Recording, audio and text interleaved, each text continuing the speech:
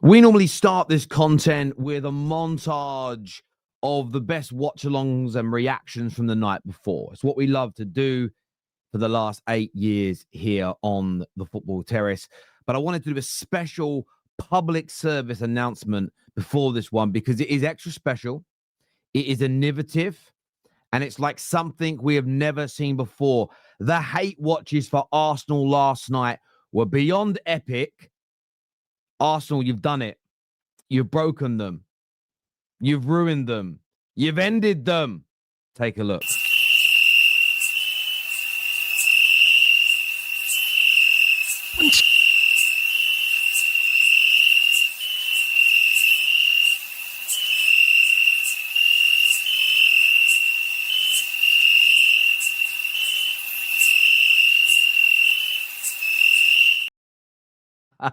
No, none. They did not exist. That's how good you're looking right now. Amazing. But look, we've got some great bits of content to react to get your opinions on. This is killing the game. We're talking Arsenal. We're talking how much they've triggered the mainstream media. You're going to love what is being said here. Plus, I want to talk Jamie Carragher. I want to talk Liverpool.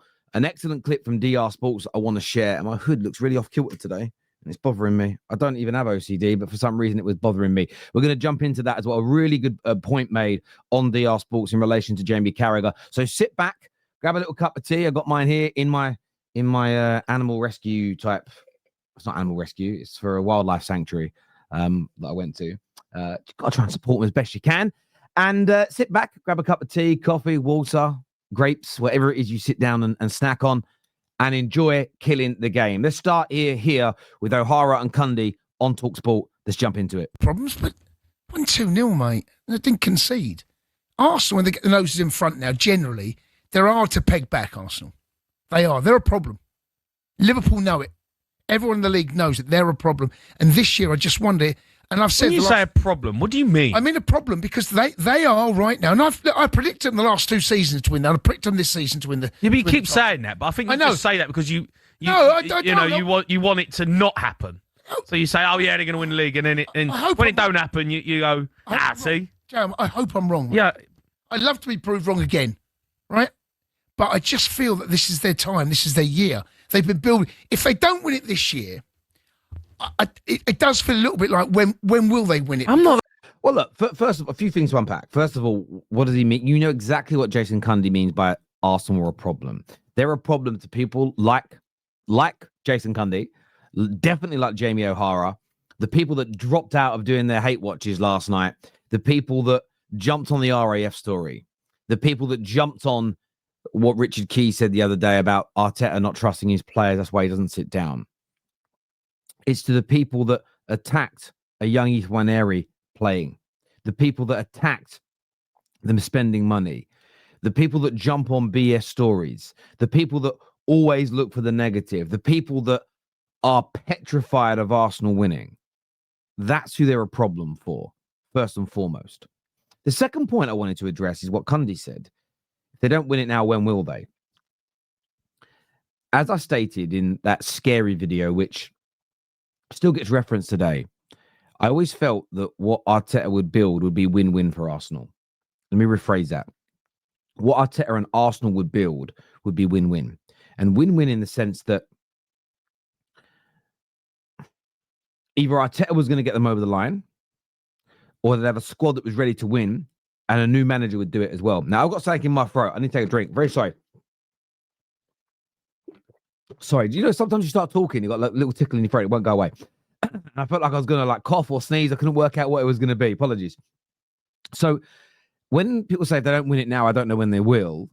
Well, it'll be about bringing in a manager that can get this team over the line. And the last couple of games, you really started to see Arsenal click, look the business, show their strength in depth as well. Like convinced. You're very convinced about Arsenal. I have been for a number of years. They come up short. Well, you've been wrong. You've been 100% wrong over the last 2 seasons. You're 100%. They won nothing last year. Actually, but I don't... See, that's like a pedantic take. If you say that Arsenal can win the league and they don't, you're not 100% wrong. If you predict they will win the league, but you recognise that Liverpool or City could also win it, it's a close race, I think you're being very pedantic when you say you're 100% wrong. You are on that statement that Arsenal will win it, but saying they could win it or saying that they might just edge it and then they miss out by 4 or 5 points. Yes, you haven't got your overall prediction wrong, but let's not pretend like you haven't.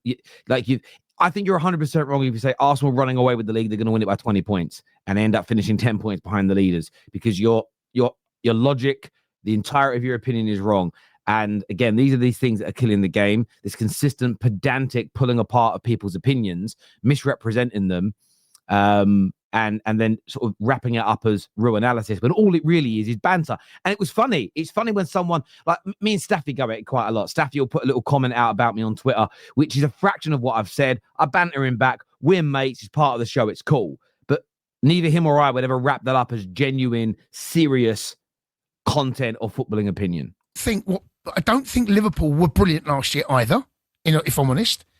Liverpool have been meh again this season. Yeah, they're top of the table, but you look at the performances. Arsenal there's just a little bit more about the whole body of work that Arsenal put together right now that I feel they are better placed right now to go and win the title. Now, the Champions League's different because you can have a bad 10 minutes and lose the Champions League. That's totally... You don't have a bad 10 minutes and lose the Premier League. If you're good enough, you'll win it. Champions League's different. Arsenal will be there or thereabouts, mate. They might have a bad refereeing decision. There might be a bad decision defensively. But over the course of this year, Arsenal go deep in this competition, and they're going to go very, very close. I think they win the Premier League, and it's up to Liverpool. Mate, what's going on with you, by the way? He hates it. You can see Jamie here is hating every second of these facts being dropped by Jason Cundy, and what he's delivering right now, Cundy, are facts. They've got a very good chance of winning the league. They've got a very good chance of going deep into the Champions League. And if Arteta gets his decision-making right, and this squad primarily stays fit with the strength they've got, everybody knows Arsenal have got a good chance. And O'Hara, he can't handle it.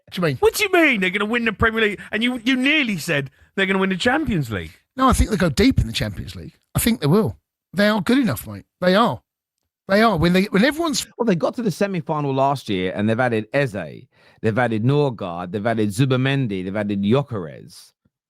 Madueke that started quite well that's going to come back. They've still got Hankupe, Jesus, Kai Havertz, and there's somebody else I'm probably forgetting who isn't in the team.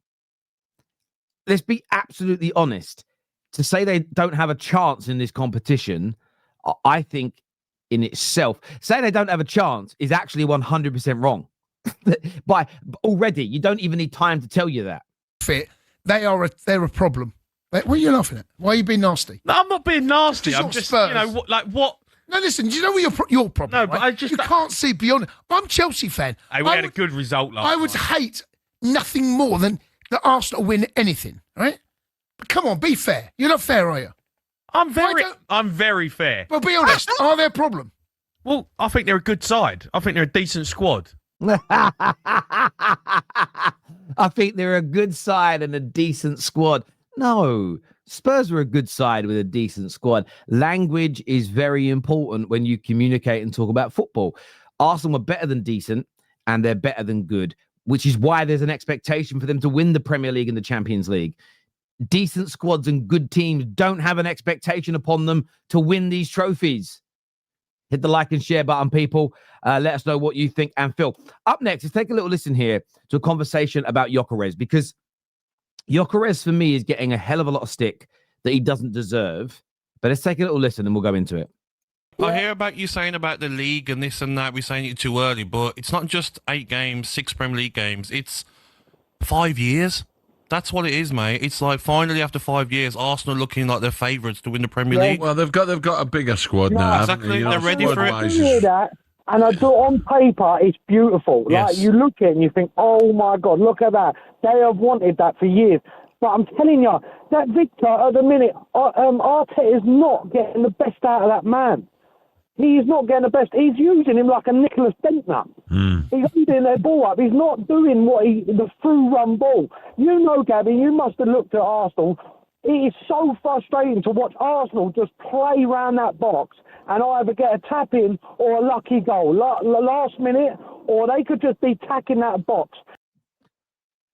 You see, I get people get frustrated, okay? But look, go back to Arsenal's... Listen, some Arsenal fans will say their invincible season wasn't their best team. In the Arsenal fans I talk to, they look at both a lot of Arsenal fans I know, God rest the soul of Claude, AFTV's Claude. He used to say regularly to me, Terry, our best... he felt the 99 team and the double winning team in 2002 and 1998... I think it was 02, correct me if I'm wrong, they were better teams than the Invincibles, in his opinion. But that's a slightly separate debate. That Invincible winning season was very historic for the Premier League and for Arsenal. But they scored late goals to equalise in games or to win football matches. In sort of the last 15, 10 minutes of games, this happened. Most champions do this. So when I hear Arsenal fans complaining, first of all, we're relying too much on goals late in games, I understand the frustration, but it's not as though this whole season you've been relying on late goals. It's happened in the last couple of matches. Secondly, there were balls played through to Gyökeres yesterday. Martin Odegaard was feeding him. Gyökeres, I still don't think has found his rhythm yet. Didn't have a preseason. I don't think he's found his confidence yet at Arsenal either. But what I've noticed in the last couple of games is his hold-up play is improving. He's far more involved in the game. And yesterday, the one thing that I know I've criticised Arsenal for this season is they did create chances for him. And more of this will come. Rome wasn't built in a day. We live in a world where instant gratification is almost top of the bill. I need it. I want it, but I need it today. I don't want to wait. If I have to wait, I'm going to moan. It sometimes takes a little bit of time for your better players to settle. Yes, there are examples of Erling Haalands that come in, bang, day one. They're flying, they're scoring goals. They're the man. This can happen. Other players, it takes a little bit of time for them to bed in, whether they're strikers. Didier Drogba's first season, I remember this because I met Drogba in Harrods of all places. I had no money to shop in Harrods. I was just in London and I decided to go in. And we were in this bit where they were selling shoes. And I turned around and me and my brother saw Didier Drogba standing there. And at the time, there was rumours Drogba was going to leave. And he was only a year or so into being at Chelsea because he hadn't had a great first year. And my brother asked him, are you staying at Chelsea? Are you going to leave? And he said, no, I'll be staying. It was literally a 20 to 30 second interaction. Always let these people get on with their lives because I find like people that like bother celebrities and footballers and stuff and singers, I find it a bit weird. But we thanks, shook hands. I don't even know if camera phones really existed back then. We didn't take a picture. They probably did. But anyway, and he moved on. But I remember Drogba. Imagine they got rid of... Imagine there was instant gratification was so defining back then. Arsenal fans would have got rid of Bergkamp early. They'd have got rid of Henry early. Chelsea would have got rid of Drogba. And I think you can all you'll all remember, just anecdotally, different players going through this. So I think Arsenal fans have got to calm down and relax. But it doesn't help when you hear things like what I'm about to play you now. From Gyökeres.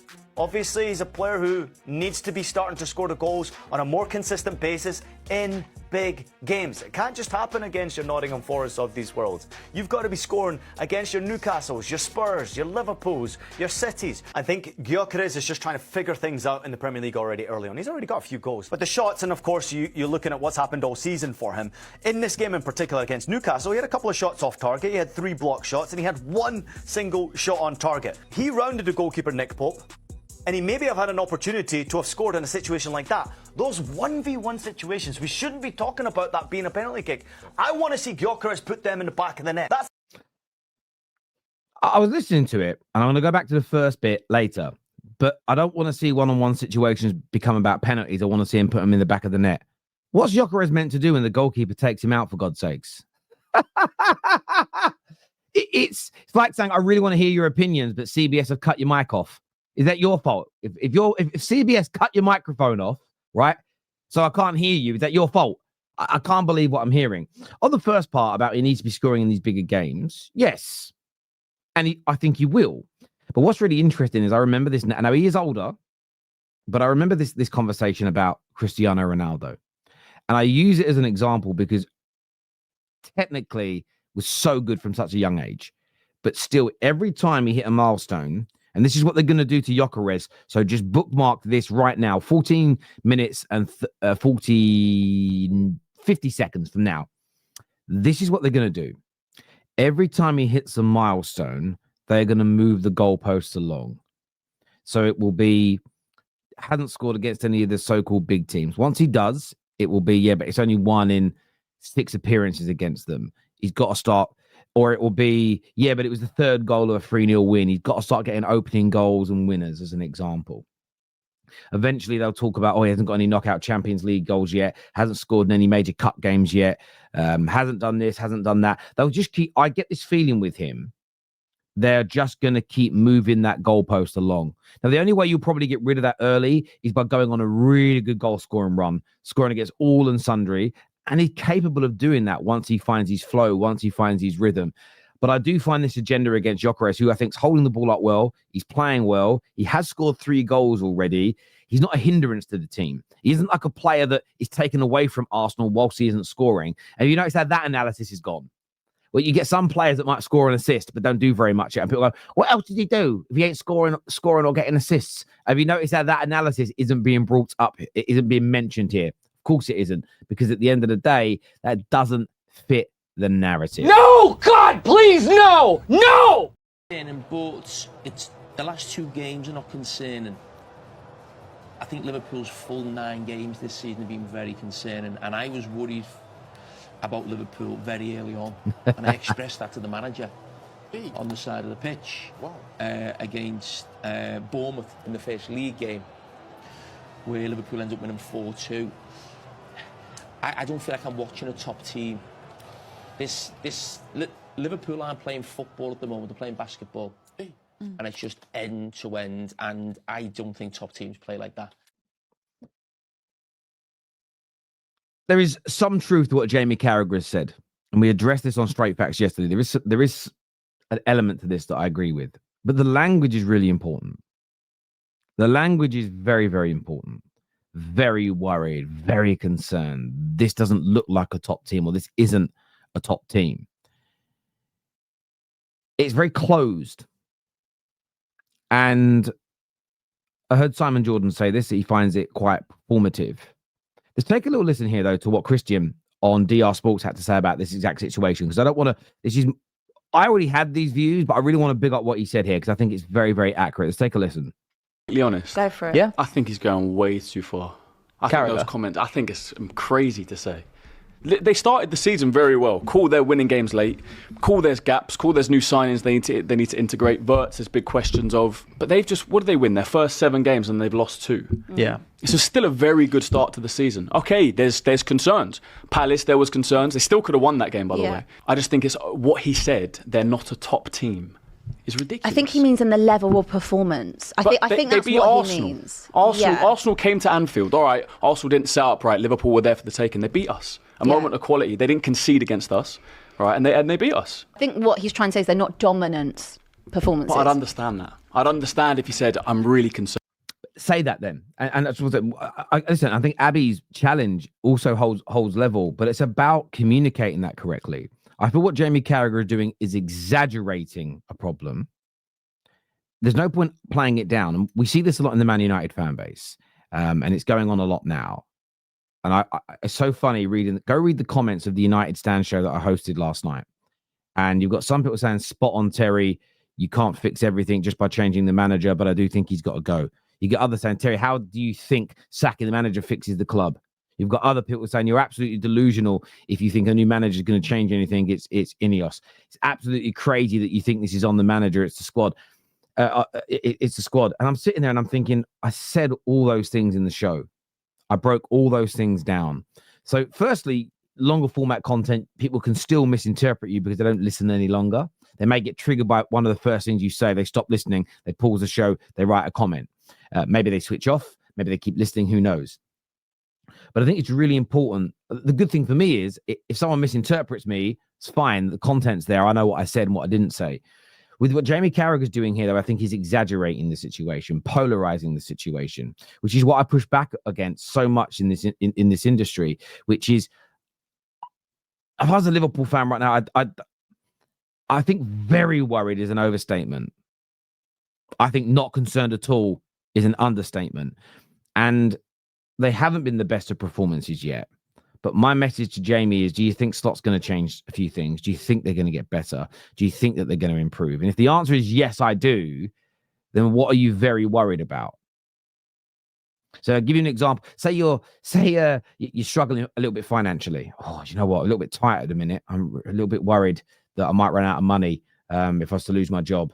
And you speak to your boss and you say, boss, I'm really worried about losing my job because I'm a bit tight financially. And your boss says, the business is flying.